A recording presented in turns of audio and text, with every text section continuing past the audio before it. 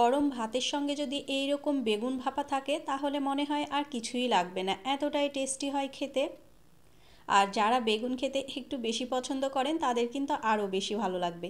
প্রথমেই আমি কিন্তু একটা মশলা বানিয়ে নিয়ে নিলাম 4 থেকে 5টা মতো কাঁচা লঙ্কা। আর এখানে যে হলুদ সর্ষেটা হয় সেটা নিয়ে নেব 2 টেবিল চামচ। কালো সর্ষের থেকে হলুদ সর্ষের পরিমাণটা একটু বেশি রাখবেন, কারণ কালো সর্ষেতে ঝাঁঝালোর পরিমাণটা একটু বেশি থাকে। 1 টেবিল চামচ দিয়ে দেব কালো সর্ষে। আর এখানে দিয়ে দেব 3 টেবিল চামচ কোরানো নারকেল। অল্প কিছু উপকরণ দিয়ে কিন্তু এই বেগুন ভাপাটা বানানো যায়। ওই 3 টেবিল চামচ মতো দিয়েছিলাম কোরানো নারকেল। আর সামান্য একটু দিয়ে দেব লবণ, মানে 1/2 টেবিল চামচ লবণ। এবার অল্প একটু জল দিয়ে খুব সুন্দর মতো কিন্তু স্মুথ করে এটা ব্লেন্ডারে ব্লেন্ড করে নিতে হবে। এইদিকে আমি একটা প্যান নিয়ে নিয়েছি, প্যানটাকে খুব ভালো মতো গরম করে নিয়ে দিয়ে দেব পরিমাণ মতো সর্ষের তেল, মানে 5 থেকে 6 টেবিল চামচ দিয়েছিলাম সর্ষের তেল। তেলটা খুব ভালো মতো গরম হয়ে এলে লবণ হলুদ মাখিয়ে রাখা বেগুনগুলোকে ভেজে নিতে হবে। প্রথমেই কিন্তু বেগুনগুলোকে খুব সুন্দর মতো করে ভেজে নিতে হবে, মানে গ্যাসের আঁচটা হাই ফ্লেম করে দিয়ে ভেজে নেবেন। এগুলো কিন্তু ভাজার সময় একদমই সেদ্ধ করা যাবে না, জাস্ট উল্টিয়ে পাল্টিয়ে লাল লাল করে একটু ভেজে নিলেই হয়ে যাবে।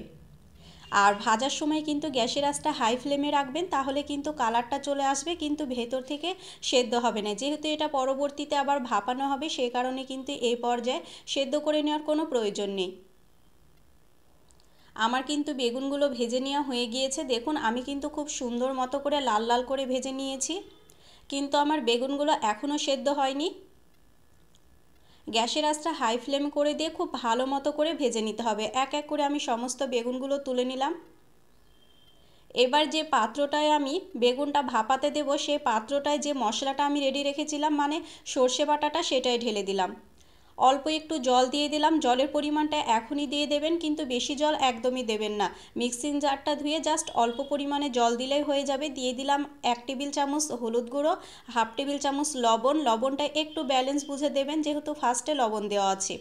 আর দিয়েছিলাম 1/2 টেবিল চামচ চিনি। চিনিটা দিলে কিন্তু টেস্টটা খুব ভালো আসে। 1/2 টেবিল চামচ দিয়ে দেবো লঙ্কার গুঁড়ো, যেহেতু কাঁচা লঙ্কা দেওয়া আছে অনেকটাই, সেই কারণে 1/2 টেবিল চামচ দিয়ে দিলাম লঙ্কার গুঁড়ো।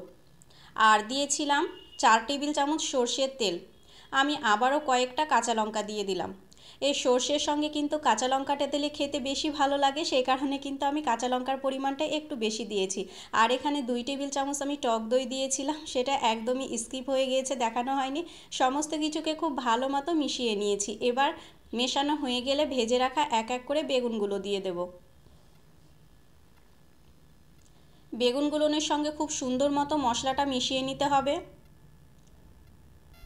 খুব ভালো মতো এই তো মাখিয়ে নেওয়া হয়ে গিয়েছে। এবার টিফিন বাটির ঢাকনাটা লাগিয়ে দিতে হবে। আর এই দিকে আমি একটা কড়াইয়ে কিন্তু আগে থেকে জল বসিয়ে দিয়েছিলাম, একটা স্ট্যান্ডও দিয়ে দিয়েছি। স্ট্যান্ডের ওপর খুব ভালো মতো বসিয়ে দিয়ে ঢাকনা দিয়ে 3 থেকে 4 মিনিট কিন্তু গ্যাসের আঁচটা হাই ফ্লেম করে দিয়ে ফুটিয়ে নেবেন।